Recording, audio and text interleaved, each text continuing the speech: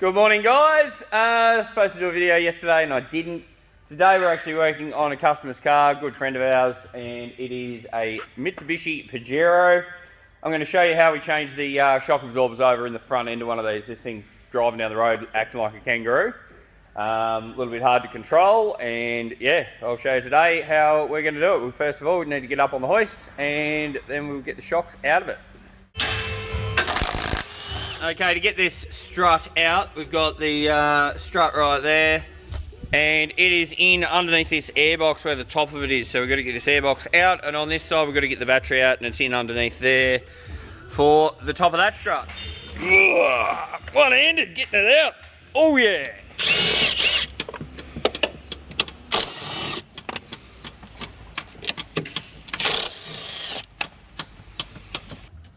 So on this battery tray under here, this coolant bottle's attached to that, so you've got to get that out of the way. And there's a 10mm just there I haven't got yet. Once you get that 10mm out of the way, then get it up. Now that's out of the way, we can get to the 3 bolts on the top of the strut and get them out of the way. Michael's got the airbox out from this side, and we've got access to this side now as well. So we're right for the top, we've got access there. Now we just need to get the bottom of the struts undone and we can drop them out.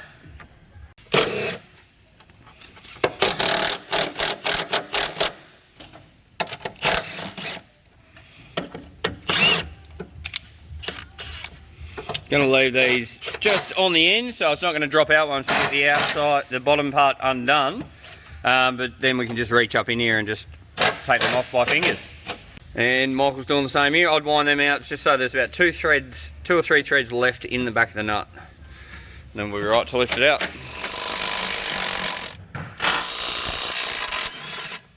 Okay, to get this out, what we've got to do now, undo the ball joint here on the top arm. It's just these 3 bolts and that'll just pop down, and then undo these 2 back bolts, and you can get this arm out of the way, and that'll give you room to be able to get the strut out.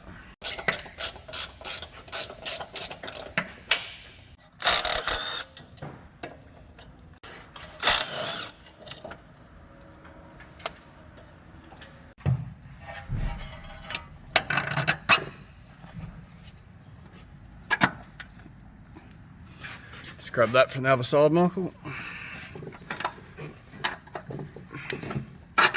Oh, and the strut's already starting to come away. Alright, I'll let you get that one out. And we can just grab the strut, and she is all the way out. One thing we'll do before we get them mixed up is actually put a left and a right onto these springs, only because we're going to take them away from the vehicle over to the spring compressor, and probably have a chance of getting them mixed up one side for the other. So we don't have that issue, we'll keep them together. Put a left and a right, and then we know that we're not going to get them mixed up. One thing that's probably worth noting is just put your ball joint bolts back in and 1 bolt in your top control arm. Otherwise, the weight of the brake rotor and caliper and everything out here could actually pull the CV out of the socket in the drive shaft. So don't leave the weight of that hanging, because it may actually dislodge itself, and then you have to be going through the process of rebuilding your CV. Okay, so what we're doing is put it in the spring compressor. We clamp this down on the bottom of the strut, and I try and get it so when these bits are in here, they're not in a tight gap like what happens up the top there.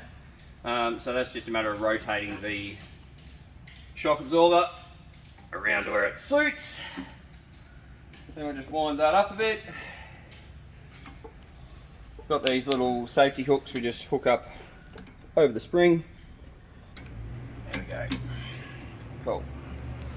Now,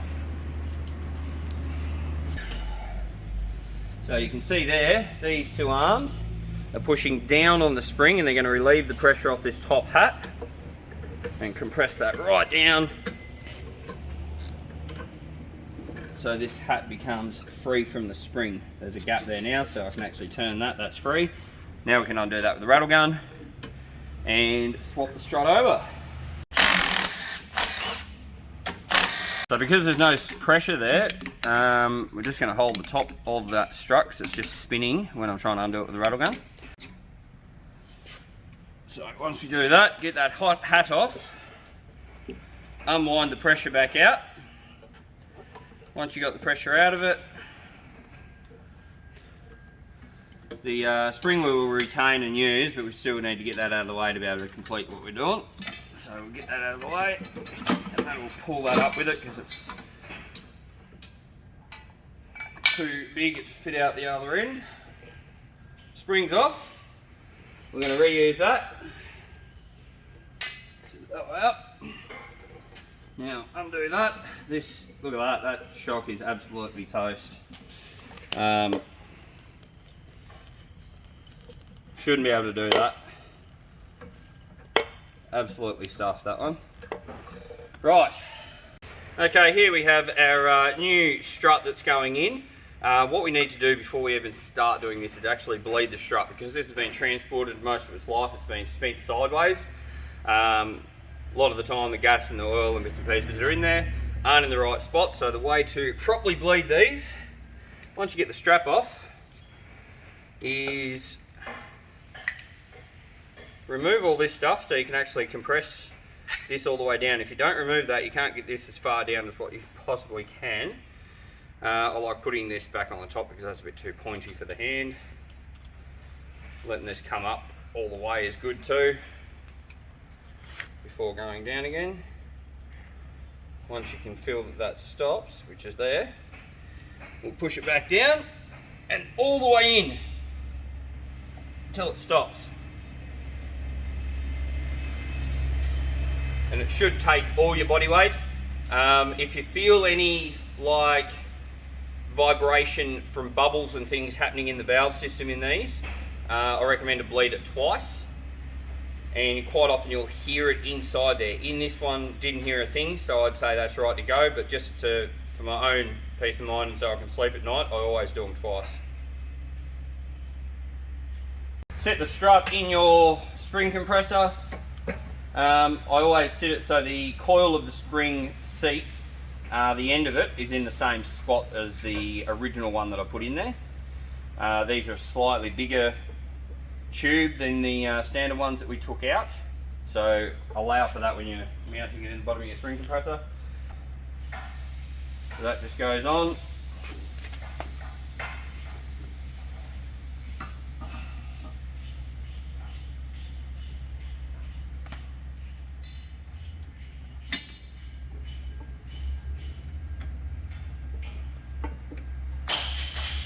Then it's just a matter of putting your spring in, getting it wound down, so you can get your spring pressure all the way in, enough to get the hat on and everything's assembled. Right, I'm going to reuse the original bump stop. That's still in good order, and it also has the dust cover that covers the shaft of the shock absorber a bit, unlike the other one. Just touching on the spring compressor there. There we go. Push that all the way down so it's seated. And then what I've got is actually the original part of this. For some reason it won't fit with the part that they've supplied. That's too thick. Doesn't give us enough room to get the thread on the nut. But the original one's still alright, so we're going to use that.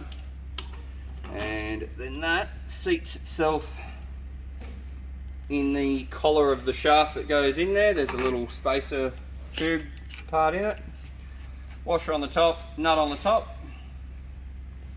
And once that's on there, we'll do it up a little bit with the rattle gun.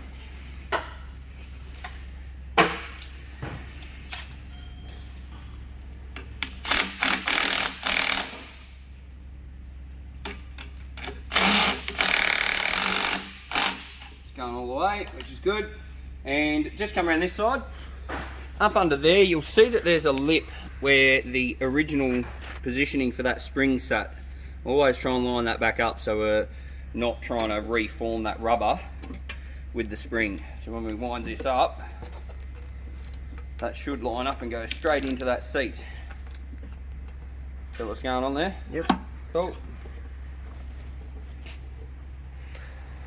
Sweet. That's how you change your spring over on your strut. Okay, for installing, I've just undone the 2 bolts that I had holding the ball joint in and the bolt back there. Move your arm back out of the way and then you can lift your strut up into the sticker that's on the front side of the actual strut. I always try and put that facing out. And if you've lined everything up correctly, you should have that facing out with that bolt pattern in the correct positioning up there. So okay, we're just trying to get this lined up, and to do that we've got to lift the bottom ball joint here, which we're doing just using a jack and a post. Don't do this very high, you only need to just move the lower control arm up enough to get this to line up. Go, tiny bit. Bit more. Well, I reckon I can get a bolt through that. Okay, so I'm just going to use the end of this in here and that'll just flex that around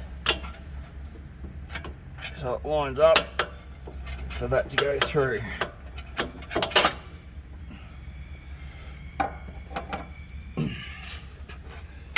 And if I can just tap that in. And that's done. And yes, I do use chrome sockets on the impact wrenches. I don't care. Make sure you do the bolts, the nuts on the top of the strut. Then the side that's under the airbox had this bracket underneath it. Didn't show this coming out, so I thought I'd just show Michael fitting it back in. And he's actually rocking SP tools for his little battery ratchet. And what I like about that, the size of the head of it is actually quite small, which is cool. Okay, now the airbox can go in on top of that bracket, making sure it goes onto the actual the duct that comes in from the front here.